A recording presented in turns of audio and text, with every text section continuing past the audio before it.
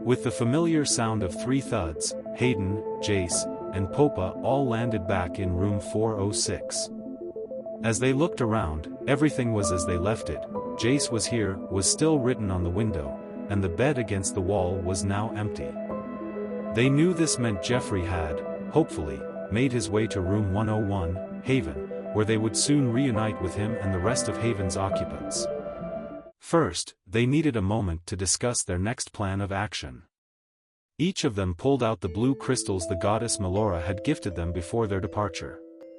They figured they could just throw them down at the ground, causing them to shatter, and that would probably activate them. The party agreed to only use the crystals under the most dire of circumstances. They also reflected on the wellness containment facility as a whole, still wondering who the Wellness Foundation was and how they were related to the apparatus. Barakiel had previously mentioned that Melora destroyed the facility, which led to the party wondering what happened to the room itself inside the Franklin. They headed down the hallway, and where the door to room 408 should have been, a blue surface, hard as concrete remained. The same hard blue surface that surrounded the Franklin, trapping them inside the apparatus to begin with. Even if they wanted to, they could never return to that wellness containment facility. It really was destroyed, or rather, deleted from the apparatus. Removed in some way. The party's previous exchange with the goddess Melora left them at full HP as if they'd just taken a long rest, so they decided to head back down to Haven in room 101 on the first floor.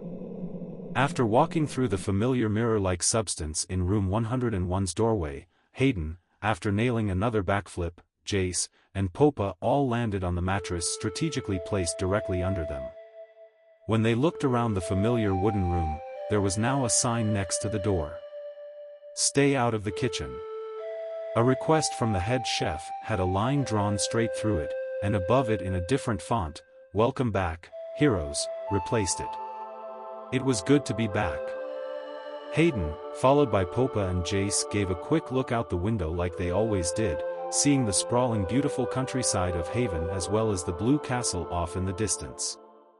They moved on through the door and onto the balcony, and when they looked down into the main tavern area, they now noticed multiple familiar figures throughout the populated Simon Sippery. Directly below the party, sitting at a crowded table were the Strongbeards, and more specifically, Bordvo le Brave and Elder Merlin enjoying beverages with their dwarvish kin, rather loudly at that. Across the room, there was now a familiar figure behind the bar serving drinks as the permanent bartender, and the flaming hot face of Geoffrey rose to look up at them.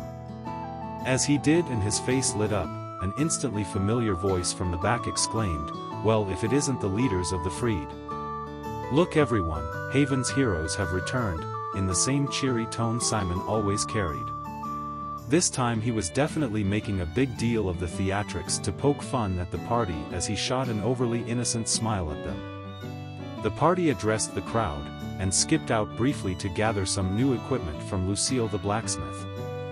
This was when Hayden bought his iconic lightning khopesh, and Popa acquired his chain-linked rapier.